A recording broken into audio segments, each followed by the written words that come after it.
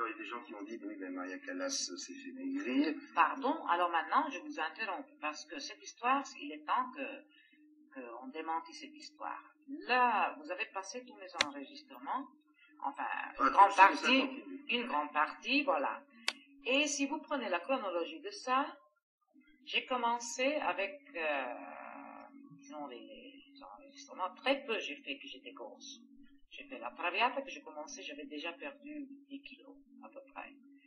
Et alors j'avais fait la première Gioconda, seulement la première Gioconda que j'étais grosse. La Lucia, j'étais sur le chemin de maigrir. Tout le reste, grosse, quand même. Oh, j'avais, bon, enfin, 95 kilos. Mais je suis une grande femme qui fait 1m72 d'auteur. Alors j'étais, oui, moi c'était grosse, parce que, mais jamais comme certains poids, il y a des poids lourds, beaucoup plus. Même dans le temps passé, etc. Même dans le temps présent, d'ailleurs. Ben, hélas, oui, ça c'est dommage parce que je ne trouve pas que ça aide pas la voix, en tout cas. Ça, ce sont des histoires. J'aimerais bien qu'on en parle parce que beaucoup de gens, à quel point vous avez été attaqués. Et alors, toute cette histoire doit être démentie parce que mes enregistrements, les meilleurs, ont été faits quand j'étais maigre. Et même maigre, je dis.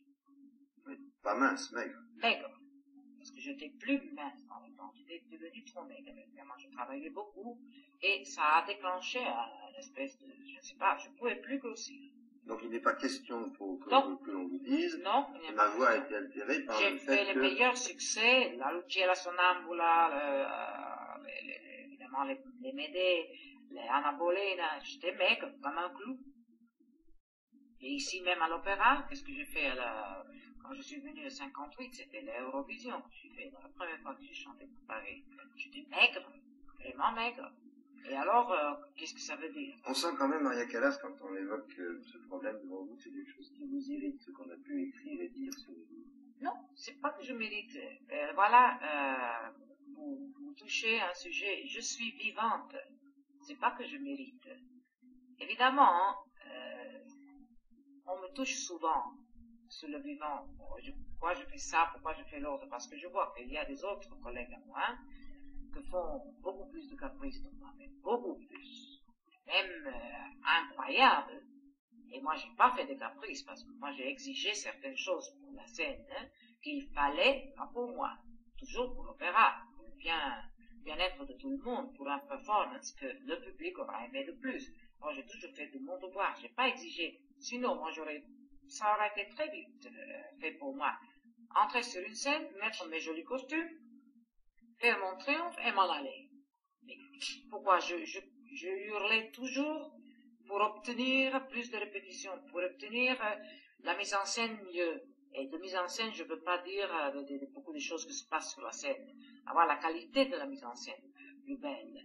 Et ces choses-là, je me suis battue pour la beauté du spectacle, pour des répétitions, pour réussir à une soi-disant perfection.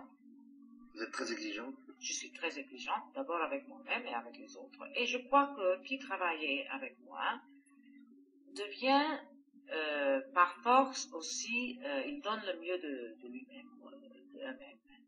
C'est forcé parce qu'il y a, ce que vous avez dit, l'irritation, c'est pas de l'irritation, c'est être vivant. Je porte une vivacité, une vie. C'est comme, pour vous donner un exemple que ça m'a un tout petit peu effrayé. Un collègue m'a demandé conseil. Parce que quand j'ai donné des conseils là à Juilliard School à New York, j'ai vu des collègues, oui, et parce que je voulais donner de cet art, je voudrais le donner aux jeunes, si c'est possible. J'ai compris que ça ne se donne pas. On est né comme ça, hélas. Et alors là, j'ai raté aussi. Mais en tout cas, cette collègue à moi me dit, tu sais, je voudrais bien que tu me donnes un conseil. Avec plaisir.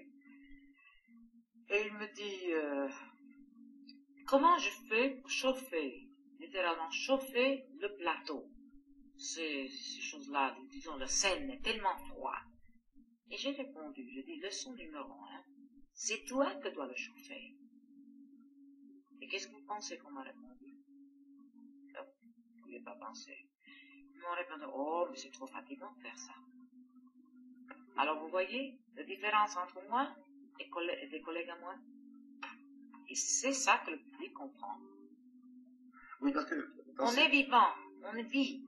dans ces lettres que j'ai reçues, on revient souvent des gens qui disent oui, on a attaqué Maria Callas, on l'a pris pour une femme vivant dans le luxe, et c'est pas vrai, c'est sûrement une femme simple. Ça veut dire... Non, vous voyez, on parle de vous dans les gazettes, dans les journaux, en Hélas. racontant souvent, Hélas. d'ailleurs, strictement Souvent n'importe des quoi. mensonges. Bon. Et alors, ce qui est bizarre, c'est que ça ne touche pas les gens. Ils le laissent de côté. Les gens ne sont pas adultes aujourd'hui, comme aujourd'hui. Les gens comprennent beaucoup plus que dans le temps. Moi, je peux dire que je suis victime, dans un certain sens, on ne pas victime parce que ça m'a donné une notoriété. J'aurais pas voulu ce genre de notoriété. Mais on m'a mise parmi les jet-setters et tout ça, que je n'ai rien à voir là-dedans.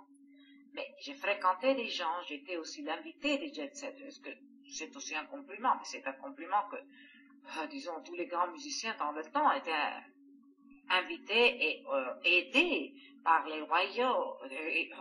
La musique n'existe pas sans être aidée par les riches, parce que c'est un métier des riches. Sinon, comment on peut manger, nous, sans les riches?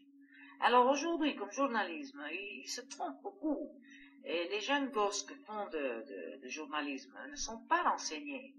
Et alors, il écrit n'importe quoi sur un prima donna, justement, que doit être respecté, parce que prima donna, c'est avec respect qu'il faut parce que c'est des années de sacrifices, des études, de vivre, pas, je vous assure, pas dans le luxe, mais de vivre dans une petite pièce sombre avec la partition et chercher de comprendre ce que le compositeur voulait et ce que tu dois faire avec la musique, avec la scène, avec les notes, avec la voix, avec je ne sais pas quoi. Croyez-moi, c'est un métier très dur de nôtre. Et alors, c'est pour ça que j'insiste qu'être prima donna, j'en suis très, très fière. Mais ça vous agace pas un peu tout ce qu'on a pu avoir? Ça m'agace beaucoup. Vous n'avez pas eu envie un jour de dire, ah, c'est ça suffit? Mais non, j'ai envie, mais ça ne prendrait pas. Ça ne prendrait pas parce que non, c'est le journalisme. On a créé un mythe Callas. Un mythe Callas, et on prend, au lieu de prendre les jolies choses que j'ai fait, les jolis spectacles que j'ai fait, des centaines de billets, je ne peux pas dire des centaines, on prend un spectacle que j'ai dû arrêter à cause d'une trachite, une bronchite qui arrive à tout le monde. Et alors, on me fait un grand désastre sur ça. Mais on oublie tout le bien que j'ai fait, tous les bons spectacles que j'ai fait.